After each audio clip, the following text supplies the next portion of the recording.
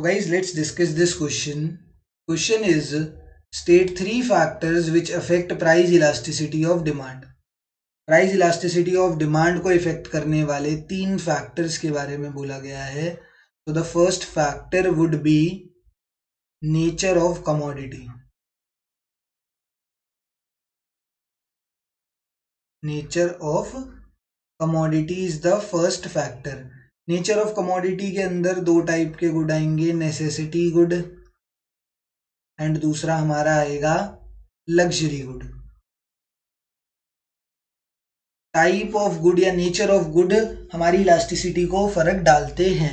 Necessity good होगा तो demand कैसी होगी? नेसेसिटी गुड के केस में डिमांड इनइलास्टिक होगी एंड लग्जरी गुड के केस में डिमांड इलास्टिक होगी, क्योंकि ये नेसेसिटी गुड है. प्राइस में अगर वेरिएशन आ भी जाए तो भी it is a necessity for me, मुझे वो कंज्यूम करना ही पड़ेगा. जैसे मेरी मेडिसिन हो गई, my medicine is a necessity for me. अगर उसमें प्राइस में इंक्रीज आ भी जाएगा तब भी मुझे वो मेडिसिन परचेज करनी पड़ेंगी. तो उस केस में इन इलास्टिक डिमांड होगी, क्योंकि डिमांड में कोई ज़्यादा वेरिएशन देखने को नहीं मिलेगा. अगर प्राइस में चेंज आएगा भी तो डिमांड में कोई इतना ज़्यादा वेरिएशन नहीं देखने को मिलेगा. वहीं अगर लग्जरी गुड है कोई एंड उसका प्राइस में कुछ फ़र्क आ गया तो हमें डिमांड में फ़र्क देखने को मिलेगा एंड अच्छा खासा फ़र्क देखने को मिलेगा. दैट्स वाई उसकी डिमांड इलास्टिक होती है लग्जरी गुड की. सेकंड है income level. Second is income level. Income level के हिसाब से हम कैटेगराइज कर सकते हैं दो कैटेगरीज में या तीन कैटेगरीज में, rich, middle class and poor.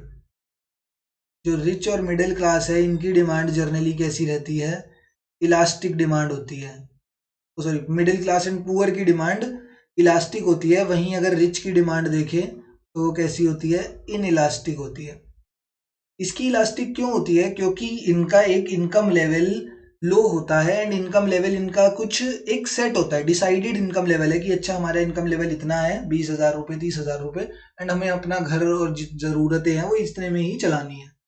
तो अगर किसी प्रोडक्ट की प्राइस में वेरिएशन आएगा तो वो प्रोडक्ट इनके लिए एक्सपेंसिव बन जाएगा एंड वो ये प्रोडक्ट कंज्यूम करना कम कर देंगे या ऐसा कुछ कर देंगे. मतलब इनके लिए डिमांड कैसी रहेगी? इलास्टिक रहेगी, कि जैसे ही प्राइस में वेरिएशन आया तो डिमांड भी बहुत ज़्यादा ड्रास्टिकली ये चेंज कर देंगे.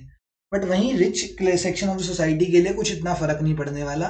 प्राइस ज़्यादा हो कम हो, अगर इनको वो प्रोडक्ट खरीदना है तो मतलब सिंपल सी बात है कि rich section of the society के लिए प्राइस मैटर करता ही नहीं है, क्योंकि उनके पास इतने पैसे हैं, उनके लिए प्राइस कुछ मैटर करता ही नहीं है. प्राइस जितना मर्जी ज़्यादा हो, जितना मर्जी कम हो, उनकी डिमांड वैसी की वैसी ही रहनी है, चेंज होगी ही नहीं. एंड अगर डिमांड चेंज नहीं होती तो उसको इनइलास्टिक डिमांड बोलते हैं. Third one is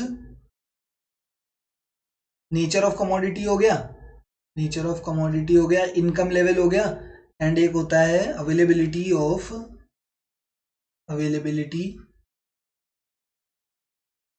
of close substitutes.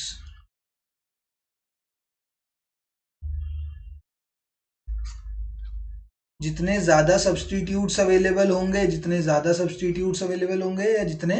Come substitutes available होंगे, जितने ज़्यादा सब्स्टिट्यूट्स अवेलेबल उतना ही ज़्यादा इलास्टिक डिमांड, एंड जितने कम सब्स्टिट्यूट्स अवेलेबल उतनी ही कम इनइलास्टिक डिमांड हो जाएगी. इलास्टिक क्यों होगी? जितने ज़्यादा सब्स्टिट्यूट्स अवेलेबल हैं. अब एक प्रोडक्ट है, उसके बहुत सारे सब्स्टिट्यूट्स अवेलेबल हैं, तो उसका प्राइस अगर इंक्रीज हुआ तो उसकी डिमांड जो है बहुत ही ड्रास्टिकली चेंज हो जाएगी, क्योंकि लोग क्या करेंगे? लोग कहेंगे भैया इसका तो प्राइस ज़्यादा हो गया है, तो हम दूसरे प्रोडक्ट की तरफ शिफ्ट कर जाते हैं, क्यों हम यही वाला खरीदें. तो उसकी डिमांड में बहुत ही ज़्यादा ड्रास्टिक चेंज देखने को मिलेगा. That's why a product having many or more close substitutes tends to have an elastic demand. And वहीं अगर कोई प्रोडक्ट ऐसा है जिसके क्लोज सब्स्टिट्यूट्स है ही नहीं या बहुत कम है तो उसकी डिमांड इनइलास्टिक होगी. तो these three are the factors that would affect price elasticity of demand. Nature of commodity, income level, availability of close substitutes, और भी होते हैं. एक होता है uses of the product, uses of the commodity, और भी बहुत सारे होते हैं, बट हमें तीन पूछे थे वो यहाँ पर लिख दिए.